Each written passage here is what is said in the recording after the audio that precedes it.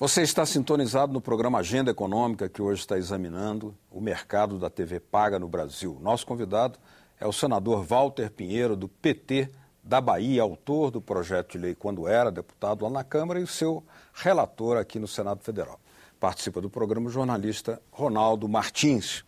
Senador, o senhor já tocou de passagem nesse tema da resistência de alguns dos grupos, alguns dos atores, né, em relação à nova lei. E um dos argumentos era aquele da imposição, ou seja, chamando que meio dirigismo de Estado, alguma coisa nesse sentido. Mas existem outras questões que estão ainda em tramitação, porque há muitas ações lá no Supremo, né, que estão para serem julgadas, né? Algumas falando da questão da TV comunitária, da questão da publicidade, mas aquelas também de natureza, vamos chamar assim, ideológica, ainda seguem presentes. Como é que o senhor está lidando com isso?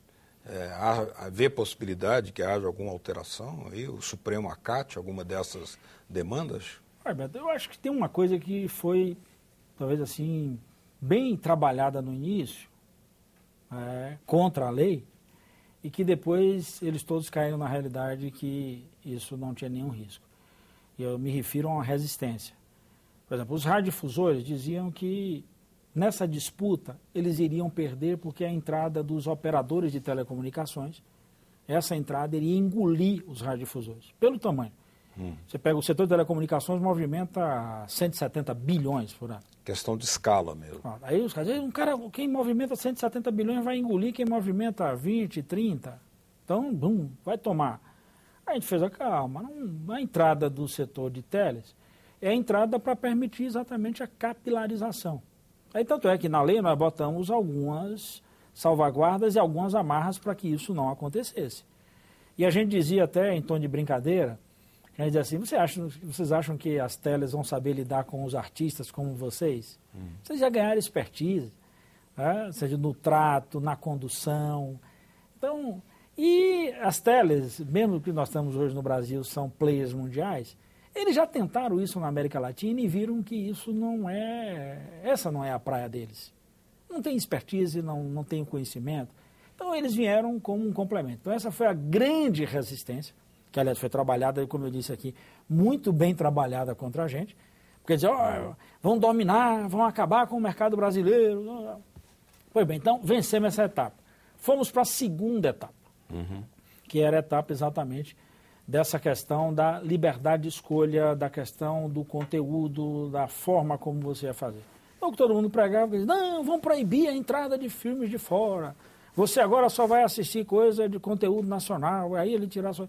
Então, criaram um clima que até tentaram judicializar isso, considerando como sendo você inibir a liberdade de escolha, tirar um direito individual. Aí, não, pelo amor de Deus, eu estou... você pegue a semana aí, multiplique por 8 horas por dia, vezes 7. O que nós estamos propondo são só 3 horas e 30 minutos de programação. É muito pouco. Então, eles mesmo depois caíram na real. Caíram tanto na real que alguns dizem, não, até hoje eu estou chegando à conclusão de que isso foi bom, porque eu não tenho tanta produção de fora assim. Por isso que eu insisti aqui na abertura do programa, que alguns filmes eram repetidos. Tinha filme que você assistia 3 vezes por dia. Não estou falando 3 vezes por semana, não. 3 vezes por dia. Na grade de programação, tinha filme aí que todo dia ele estava ali, ó. Então, se o sujeito assistiu uma vez, por isso que eu fiz a brincadeira na época com o Duro de Matar, porque você vai estar duro de ver, pô, é só esse filme que tem. E olhe que a produção cultural no mundo, ela até é intensa, mas ela é, hoje, muito, assim, eu diria até já recheada um pouquinho do problema das contenções aí, ou seja, da crise econômica. Os grandes investimentos nessas áreas de produção, nas áreas da própria veiculação, eles foram caindo. Então, as grandes empresas, por exemplo, que faziam grandes anúncios, que apostavam nessas produções, também enfrentaram a crise mundial. Então, se você não girar um pouquinho a roda para beliscar outros territórios, você não vai ter condição de manter essa economia. E esses aspectos também aí chegam num terceiro ponto que eu acho que também foi assim muito do enfrentamento, né? Que era essa coisa de você trabalhar desde a questão do conteúdo que vai ser veiculado, como vai ser produzido, e você criar quase que um ambiente de sinergia, mas uma sinergia que você basicamente traça o caminho. Eles alegavam que isso você criava, engessava uma produtora. Aí, conversando com uma grande produtora no Brasil, lá inclusive visitando o seu local de produção, eles chegaram para a gente e disseram assim, mas nós aqui já compramos na mão de produtor independente muito antes da lei. Eu digo, então pronto, qual é o problema? Está resolvido. Se vocês já fazem isso, eu agora só estou querendo pegar isso e botar os outros também para fazer. Usar o seu exemplo para os outros. Pra fazer os outros. E estou botando pouco, porque dessas 3 horas e 30 que nós falamos aqui, 50% de produção independente. Então, o restante do tempo é tudo produção de quem é o dono do negócio. Então, quer dizer, o que nós fizemos foi exatamente criar um ambiente para que esses produtores pudessem agora sair um pouquinho do seu pedaço e pudessem visitar outras experiências e até ampliar. Então, acho que esses 3 aspectos são os aspectos que eu julgo muito difícil da justiça achar que isso é um retrocesso. Então, nós estamos confiando muito na decisão da justiça. Mas há uma reclamação por parte desses players, que aí eu acho que a gente tem que pensar, e eu quero até sugerir aqui ao vivo, que vocês um dia tragam aqui a turma da Ancine para falar sobre isso. É bom, ou o Manuel Rangel, ou qualquer outro diretor, que é fundamental. A reclamação maior, ela tem a ver com a regulamentação da lei. Então, vários setores cobram agilidade, você vê quais são os aspectos que vão ser trabalhados, o acesso a esse fundo que eu me referi aqui, o fundo para financiar aí as produções, a desburocratização. Porque quando a gente fala de uma grande produtora, como essa que eu tive a oportunidade de conversar agora nesse final de semana, de certa maneira eu diria até que eles têm condição de chegar e bancar o negócio deles. Mas e o produtor independente que vai vender uma parte, esse 50% dessa produção que essa grande produtora vai ter que veicular? Esse pequeno produtor, se não for financiado pelo grande, ele não vai poder fazer. Ou ele vai fazer sem qualidade. Então é importante que a regulamentação por parte da Ancine dê agilidade e reconheça esse crescimento, ou seja, que a regulamentação enxergue a necessidade de atender às demandas do país inteiro. Pois é, senador, não há um risco aí? O senhor visitou esse grande produtor internacional que demonstra interesse de vir para cá. Não há um risco desses grandes produtores, em entrando no país, sufocarem esses pequenos que hoje não têm estrutura? Quer dizer, nós criarmos também nesse mercado um certo monopólio, uma certa concentração nos grandes? Esse risco não existe? Como vencer? Mas é isso assim, que toda a possibilidade de arriscar que nos faz homem, como diz lá o poema de meu amigo Damário da Cruz. Mas aí a gente, para não vacilar, a gente foi na lei e colocou amarras. Então, os grandes que vierem para cá também não vão poder abocanhar isso, não. A lei também tem restrições. Por exemplo?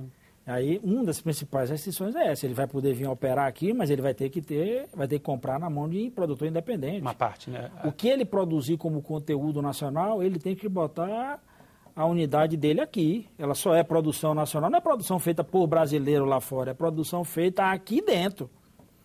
Então, com isso, ele tem que se instalar, ele tem que se associar, ele tem que comprar na mão de produtor independente. Então, ele não vai poder comprar as produtoras independentes. Se eles saírem engolindo as produtoras independentes e a gente montar aqui um oligopólio de produção, eles não vão poder cumprir a lei. Aí a gente vai pegar e dizer, opa... Porque aquele 50% do canal vale para ele também, tem que ser do independente. Aí tem um probleminha. Primeiro, o senhor já referiu-se a isso 2 vezes aqui. É muito pouco, 3 horas e meia por semana.